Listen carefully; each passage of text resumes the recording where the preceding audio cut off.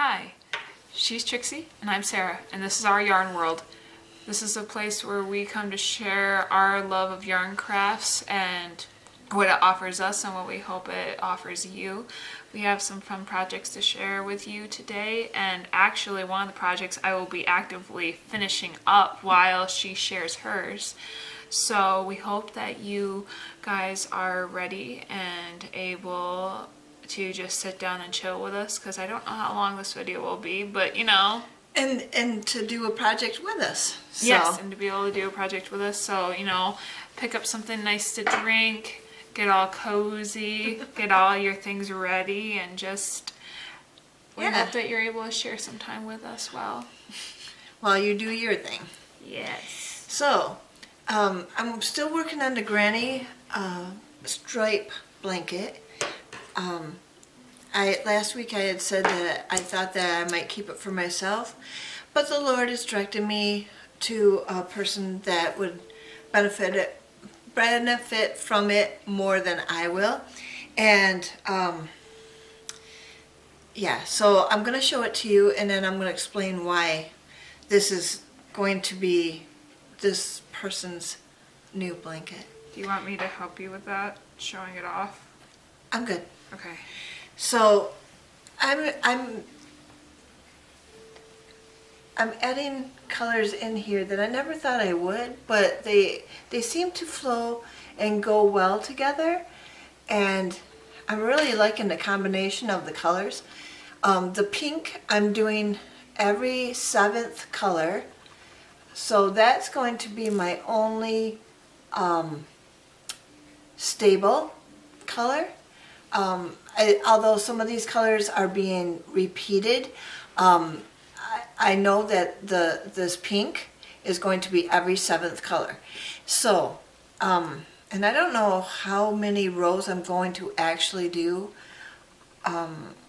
but that'll be for next week when I actually have this thing completed. I didn't realize that granny clusters took as long as they do. They don't take long. I shouldn't say that.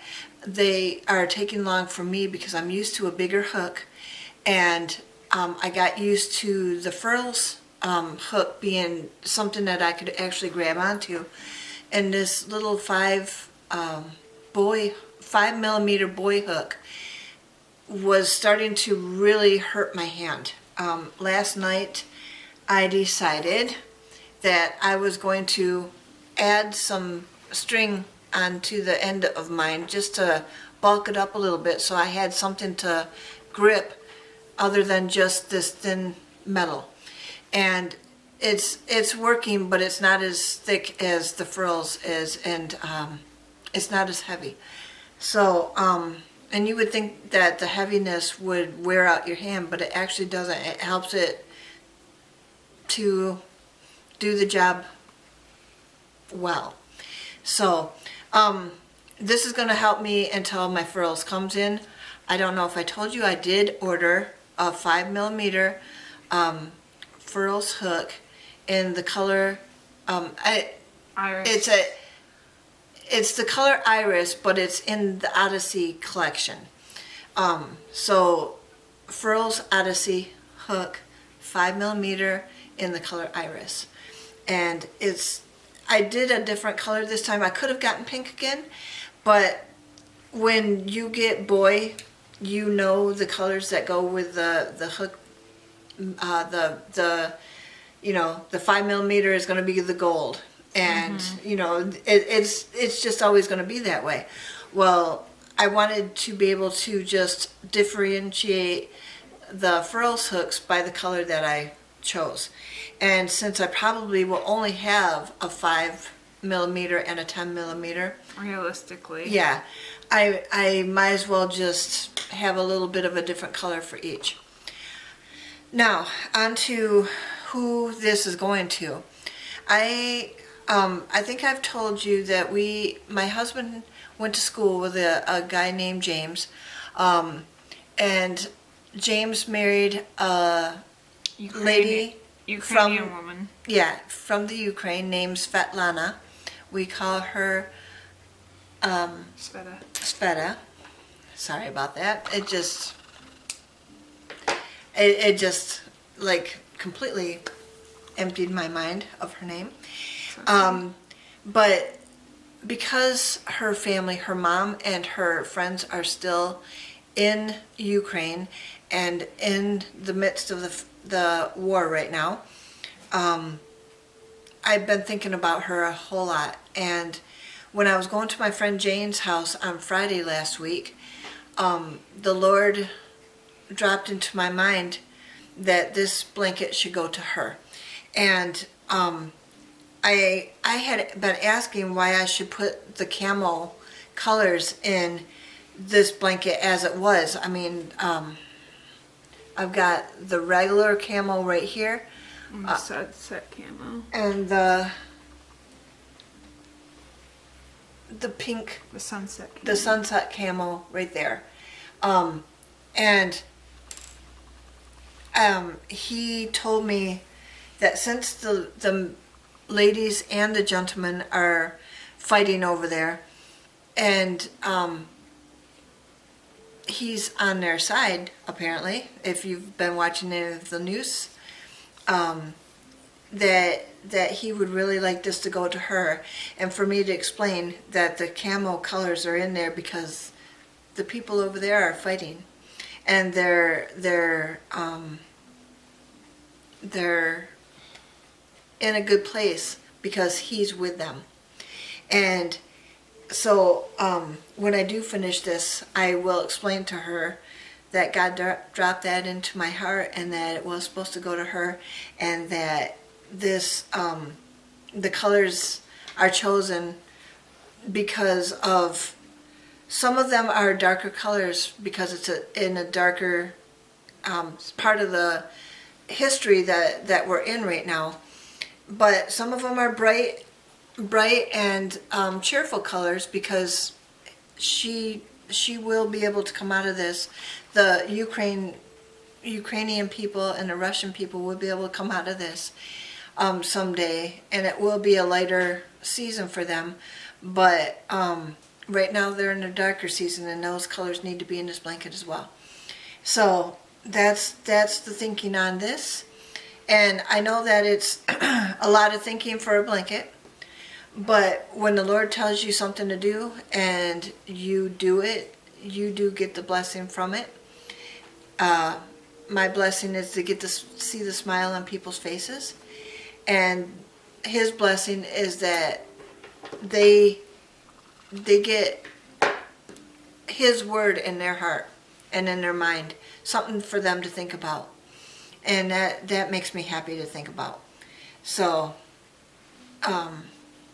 yeah, that's my story on this blanket, and she's still trying to work on her little project here. So do you have anything to say while you're working on it? Now it looks like a Jigglypuff. You could just... I want to get at least a couple more of these on there. Okay. Um, She's making something for her daughter. yeah. And it is out of the Burnett Velvet thread, or yarn. Very soft to work with. I had tried to make a hat out of it once, and it was just... So heavy. It wasn't heavy. It worked out to be too loose. Well, yeah, because it's not a constructive. No. It's more of a blanket yarn or a toy yarn. It was not good for me to make a hat out of it. And it didn't work out very well.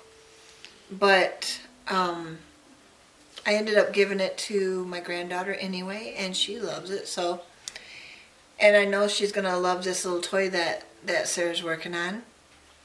Hopefully she likes it. Well, it is her colors. Yeah, but she's also given me some poor reviews before. Well, I think it'll be good. She's such a sass bucket. Oh, I did want to show you. I'm wearing a spring type necklace because yesterday for us was March 20th. Today's the 21st. We are doing this a couple days early because Sarah has an appointment on the day that we usually do our filming. This is a very springy type necklace, and I wanted to wear it because of spring coming yesterday. Now it may still snow or whatever it needs to do, but you know what? On the calendar it says it's spring, and that's what I'm taking to heart. So I do hear birds out there. My husband has seen robins. I have too. My friend said her crocuses are coming up, and that is a good sign of spring. And it may be a gray, dull day out there right now, but I am still holding on to the fact that the days are getting warmer, the days are getting longer. There is more sunshine during the day, and that makes my indoor flowers very happy. And yeah, so I want to get one more at least on here before I... Okay. Because that way you can at least see how it's supposed to, Yeah. appear. It's a very cute toy. Very soft, very fluffy. Yeah, I saw an idea for this sort of a toy on Pinterest Saturday. No pattern. She's doing this just from seeing that picture. Oh, Which is what she does. Simple. This is what she does. I don't have a pattern for my blankets either, but you know what? Blankets are a little bit easier to just basically straight lines. Two-dimensional. She does three-dimensional toys, and that is way harder in my mind to come up with, so. Yeah, but your projects take more patience. That may be so, but I do love them. And I do love the smiles on people's faces when I do give them away. And I still have 4 or 5 in my room that I still need to give away, but my car has not been, it is working now. It's been a bit crazy. Yeah, let me talk about that for a minute while she's still busy here. My car is a 2012 Nissan Altima. I recently got it at the end of last year, and my husband and I just paid cash for it. We don't have car payment, but the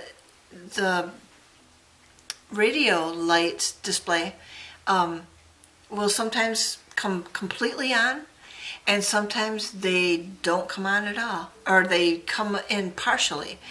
And from what I had read, that was a battery problem. If your battery's going down, your display lights are going to start going down as well and not showing all the way through. And so I thought maybe I needed a new battery. Well, my husband would charge it up, and I would have all the lights on my display coming up, and it was just like, well, maybe the battery just needed to be charged, and I'm going to try and go on this. My car is a push button start. If I go out there and my car doesn't start, there's really not another option. There's not another option. I can't get my trunk open. I can't do anything. My car, luckily, when I push the button to shut the engine down, all my doors unlock. Otherwise, I wouldn't even have a way to get into my car. And it's been like this for a couple of, I haven't been going away very much. So my car has been sitting out in the garage, cold, and we didn't know if that was harming the battery or what was going on, So eventually my husband needed a package taken down to the post office, and I fully intended to do it for him while he was at work, and got everything out to the car. My dome lights were on. He said if the dome lights are on, the car should start, and it didn't. It did not start. And so I brought everything back in the house, and he ended up having to run the package down when he got home. And then he came back and he called his brother, and his brother's a mechanic at a shop, and he just asked him a few questions. And then he called the mechanic that is like kitty corner from our house, and asked him a few questions, and they came up with the same scenario. They thought that maybe the alternator was getting sucked of its juice while the car was not on. Now, when they said that, I'm like, but I'm not leaving the car lights on. The dome light goes off when I shut the door. Right, there should be no there's juice no thing that I can think of that's doing this. Well, my husband came in the house after looking in my car, and he said, you had your phone charger plugged into the charger, and even when the car's off, it's still sucking juice from that phone charger. And I'm like, how? But if it's true, then that's true. And my car's been running fine since. But yesterday when we got in it to go to church,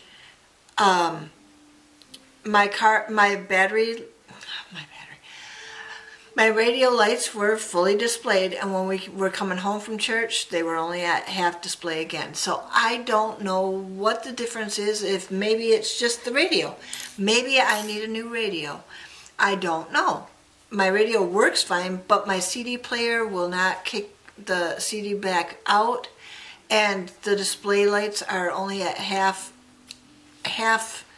display most of the time. So maybe it's the radio. I don't know. If any of you have an answer to this, I would sure love to hear it. If it's the alternator, so be it. If it's the battery that I need to get a new one, I'm willing to do that. But I don't want to go get a battery if I don't need one. I don't want to go get an alternator if I don't need one. If it's just the radio, I'm willing to go get that. But if I don't even need to do that, I'm just at the point where I just don't know. Now, we did unplug the phone charger, and I only use it when I'm charging my phone, right, when the car is actually moving and making sure that the battery is, as long as it's going. Used, yeah. But I still don't know how that would be actively taking I don't juice. know either. But it should only be taking juice when the phone's plugged to it. You would think so, but as long as I unplug it and there's nothing to suck the life out of the alternator, then I will do that. It's an easy enough solution. Yeah. That's not costing me any money. And not to say that I don't have the money to fix these things. I'm just saying prefer not to. If I don't have to, and I sure don't want to spend money on something that does not need to be repaired. And that's the whole thing right there. If I don't have to, I would rather not.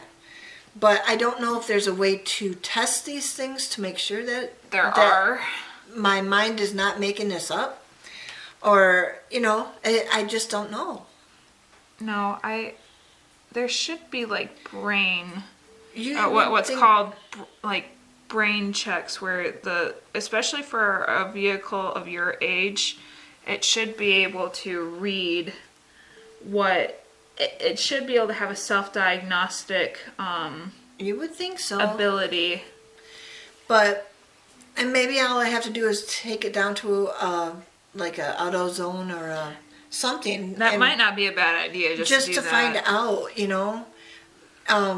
but that's been my dilemma for a little while now. And when you go out to your car and expect that you're going to be able to go somewhere, right? Luckily, it's never been an emergency situation. But it could have been. Yeah, but you never know when an emergency comes up. That's why it's an emergency.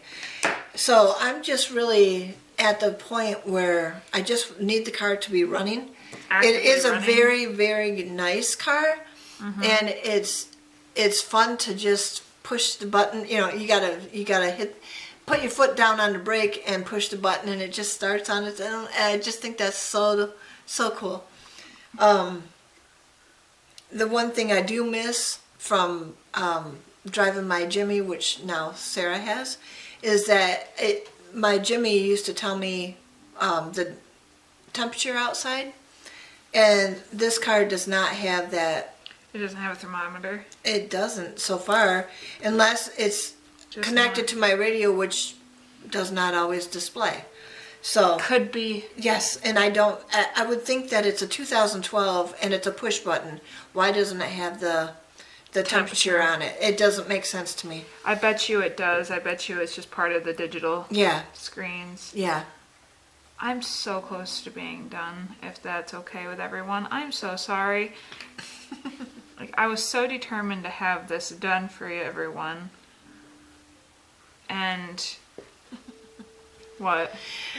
Oh, the things she does for her children, I love it. You know, when you get down to brass tacks, she's making a toy for her daughter. And I just think that's really, really awesome.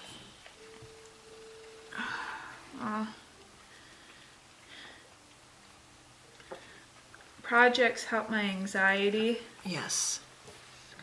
They're very productive in that way. You know, we always talk about, I don't even know if I'm in frame. I'm sorry, everybody. Stitch your way to mental health. This is a way to help us during our times of anxiety. And there's been a few things that have been going on lately that have caused us to get into our crochet and our knitting way more lately. And it helps us to stay focused on what needs to be done. Well, to have a productive outlet, you know, that's kind of Yes. how I look at it, is that, like, there are bad ways to deal with anxiety. There's bad coping mechanisms, and at least I have a coping mechanism that, as long as I can afford it, it's not harming anybody. Right. It might take my time sometimes, but it's not bad. Right. So I appreciate it. It's a bit of a form of meditation, I've been told. Most crafts are, because it's either very repetitive, like making a blanket, or it's... I've been reading a lot of psychology books, and they were talking about how so when you deal with any sort of amount of trauma or anxiety, what happens is the imagination part of your brain shuts off. Oh. It completely actually shuts off the chemicals that are signaling your brain, forces that part of the brain to shut down and kind of drains it. Right. Which is why you get into a state of, there's no way I can get out of this, because your brain's ability to comprehend a bigger grand scheme or any other outlet or any other resource has gone. Right. Your brain has lost its ability to think ahead. Right. Imagination is what does that. Right. So, most forms of productive therapy or productive anything for anxiety or brain building of any sort is any sort of form of mental exercise, including imagination. And so it's very relaxing to have a hobby that is a craft that helps you have to create something, because it causes that part of your brain to exercise. Well, and to allows stay you, focused. And it allows you to think of ways of always getting yourself out of it. I'm not saying that you're like, it's a life or death situation, but your brain, you can't escape your brain. And True. You're the one who has to live with yourself the rest of your life. Yeah. And I know that sounds like really like redundant. Wherever you are, that's where you are. But you are who you live with for the rest of your life. And if you can't have a good relationship with yourself, you're stuck. And if you think your problems are going to go away just because you go to somewhere else, those problems follow you because they're in your head. They're in your body. Yeah, and you may be part of the problem. And it's just one of those things. I'm not trying to preach at anybody, but it was one of those things where it just kind of hit me of some of the best ways to deal with and combat anxiety is practicing some sort of form of imagination, regardless of whether it's imagining getting yourself out of the scenario you're in, or being productive in something that you know you're good at. Cooking,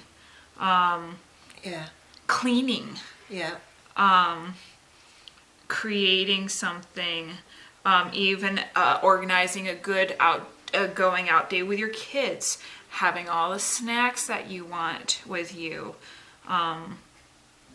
getting ready for the flower bed when the season gets there, Right. like or anything. planning.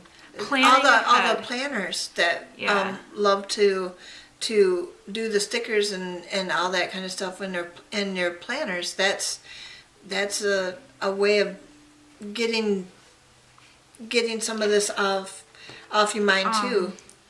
Reading Reading. is really good. Audiobooks, if your brain that way you can just be listening to something while you're doing something else. Podcast, radio. Yeah. That's music. great for auditory learners. That's a wonderful way to have. Music in and of itself is a good way to be able to escape. Right. It's just one of those things where I think we take it for granted a lot. Yeah. I'm gonna borrow this because one more minute of getting all of these put away would make. You know what? I can't use this one because I'm gonna pull your yarn off. I'm sorry. Well, I don't. Just give me a sec. Just let me be.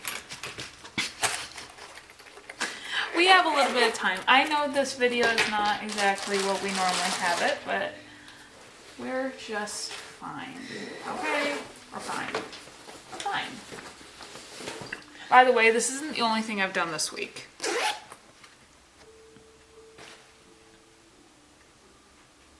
Just show it.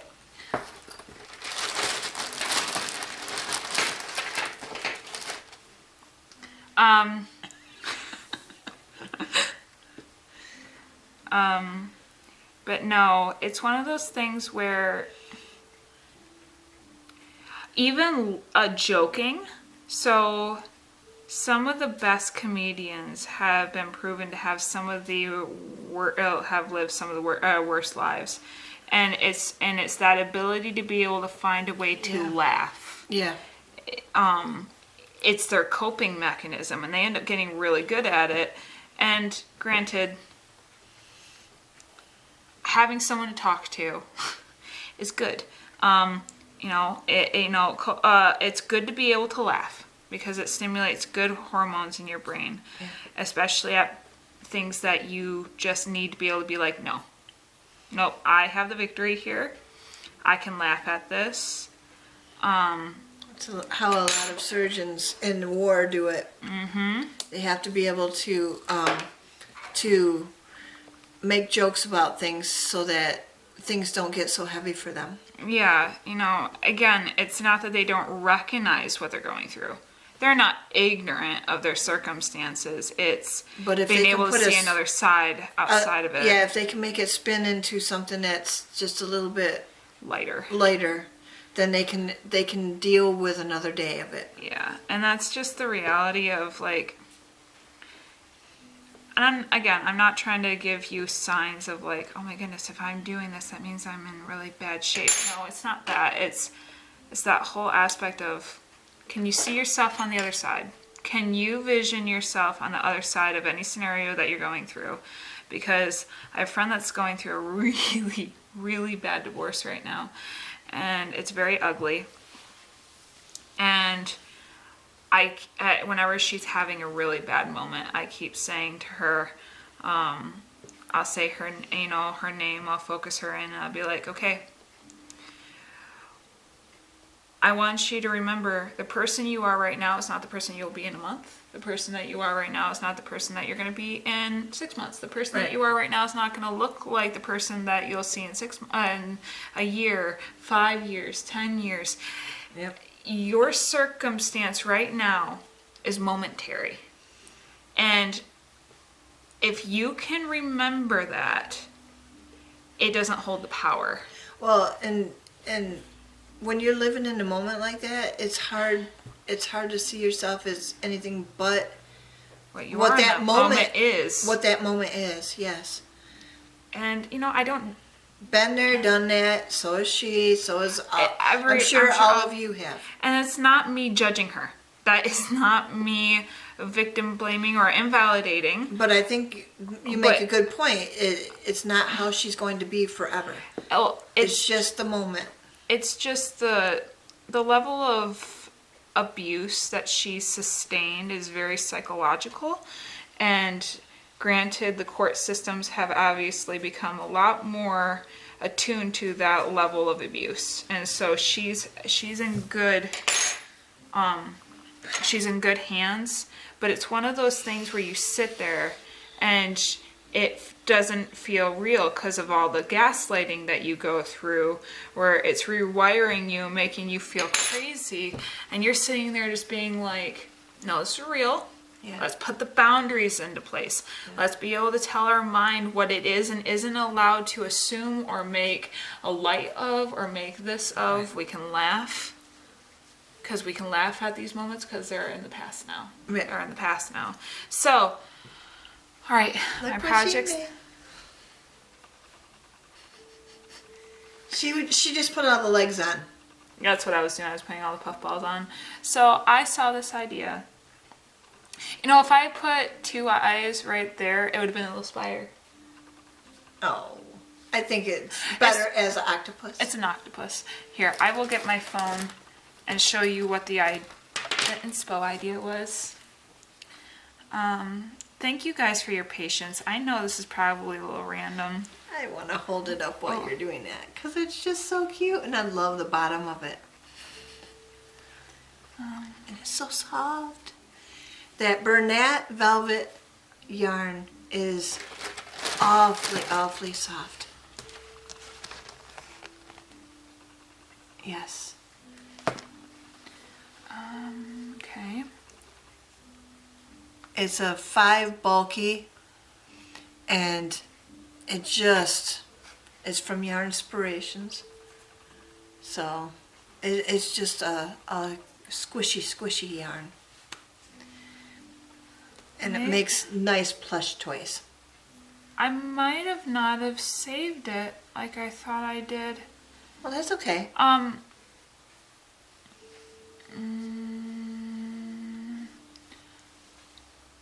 don't you just go ahead and pull up the scripture verse? Okay, it was pretty much I don't know if you're gonna see this.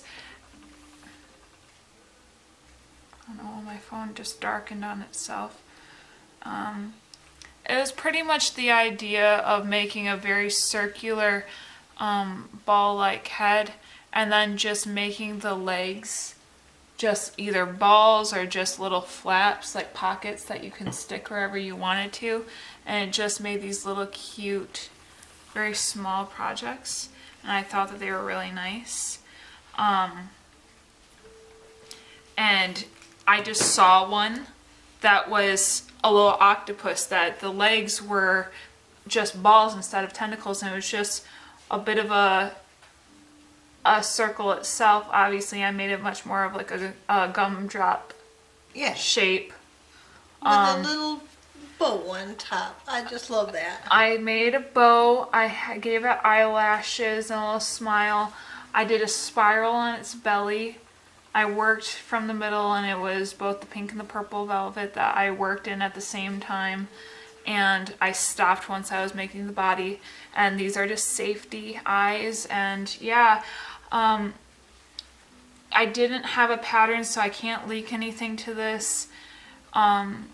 Shapes like this are something that I already know how to do in my head, so just constructing something that I saw how it was, the shapes that it was made out of, means that I was able to then fill in the blank. And so I just made this in the last 2-3 days, just because of where I've been at. And most of it was today. Yeah, it's just... Because you were still working on the spiral when you got here. I was just done with the spiral. Yeah. So, yeah, it's... She did most of this today. So it's just one of those things where it's like, I really appreciate the craft for what it's able to do for a good outlet. And I really hope that Olivia enjoys this, because I know that I enjoyed making it for her. Again, I have made other projects this week, and but they are not something that I can share at this time. But because we will be announcing a giveaway pretty soon. Some giveaways, and that's what I've been working on, is the gifts for the giveaways. So this is a completed project for this week. Obviously, I'm still working on blanket stuff and other pre-ordered projects, but I'll show those when they're more in a completed form. This one was just good enough, so I hope you enjoy this little, octopus. The Bible verse for this week is one I chose. It's from Luke 6:45 in the New Living Translation, or the NIV. It says, "A good man brings good things out of the good stored up in his heart." New Living Translation. Oh, my bad. Well, let me restart. Luke 6:45, NIV, New International Version? Something.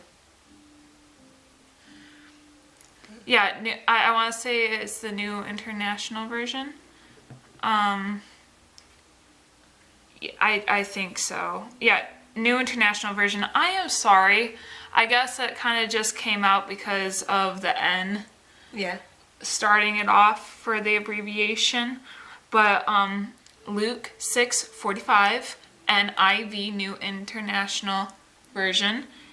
And it says, "A good man brings good things out of the good stored up in his heart, and an evil man brings evil things out of the evil stored up in his heart. For the mouth speaks what the heart is full of." And I said this one today because with everything going on and a lot of the things that you have to differentiate in times of stress and times of this, you can base someone's true colors based off of how they speak, right? Their actions. Now, as believers, we are not saved by our works alone. And anyone who thinks that isn't going to get very far with God. Right. But God uses your actions to be able to understand who you are and where your heart is, because God bases everything and all of his scales of judgment on your heart. And there's something about the fact that to God, I guess I shouldn't speak for this, but it's kind of the whole aspect of words are cheap.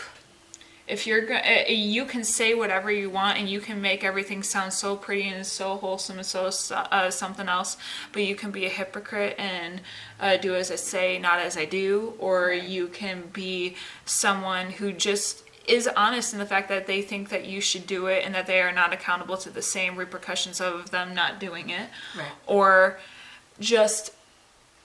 And good versus evil is very blatant here. There are different sections of level of multitudes as to how bad someone can be, or because we all have our things that we have to work on. We all have our kryptonites that we're trying to drop at the altar of God and be like, right. We're willing to admit that this is something that we cannot fix without your help, and that's right. Not easy. But it's those abilities to be self-aware enough to be like, okay, God, I recognize that if I am to be the person that you've called me to be, I can't do that and live this way. I can't do that because it comes forward. Your heart becomes transparent after a certain point. There's no way to hide your heart. Right. When the situation comes up, it proves to you, it proves in the moment your perspective. And your perspective is based off of what you allow yourself to be influenced by, or how you choose to store up what you consider worth. Right. And for me, the things that I say or the things that I hear other people say shows up on my face. I cannot I don't have a poker face at all. It shows up very blatantly, and if I don't believe in what you're saying, it's going to show up. And or if I think that you're not saying it right, or that it could have been said differently, that's gonna show up on my face too. And it's not something that I can control at all. So anybody who knows me at all knows that if they're talking with me and I don't agree, or I have mixed a feelings, different way of thinking about it, it's going to show up. Yeah. And but they can always trust that my feelings, or my face is going to show exactly what I'm saying to be true. I'm not going to be able to lie to you, because it's going to show up on my face. So it's one of those deals where it's like a double-edged sword. Because you really have to believe in what you say, as a good person, and an evil person the same way. If their thinking is, I don't know. I just think of Hitler. There was no way he wasn't going to be able to show what he was thinking on his face, because of just the evil that was in his heart. So you got two ways of thinking about things. You're going to either be a good person, or you're going to be the evil. And we're all trying to be good. Although, I don't know. The one verse that keeps coming into my head is, there's no one good, no, not one. But Jesus is saying that because somebody had come up and called him a good teacher. And he's like, why are you calling me good? There's no one good except the Father. And so I'm just thinking that until we get to heaven, we're not going to be perfect anyway. But God knows our hearts. And he sees what's in our hearts, and he knows what's coming out of our mouths and what we're thinking. And he can tell he's going to be just in his judgments. And so we don't have to worry about that. I would challenge that it's the whole thing of the road to hell is paved with good intentions.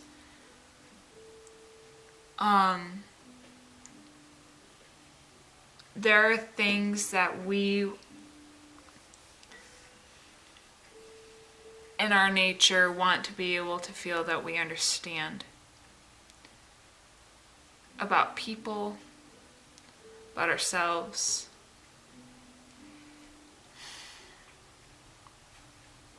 I guess it comes back to what we were talking about with like trauma.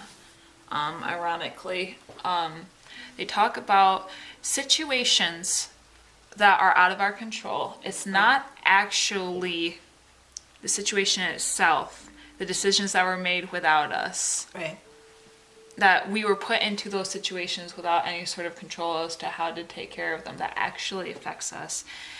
It's the decisions we make afterward that we don't know how to live with, because we have some sort of comprehension that we couldn't stop what other people were going to do. But the decisions that led us to that point are what hurt us the most. Right. And there's a level of, with the heart, if your heart is aimed to be transparent or evil, or not evil, level with God as much as possible by asking him to keep your heart sensitive to his, you will be surprised at where it's going to lead you. A lot of the times it's going to be outside of human reasoning, from what I understand and what I've known to be true.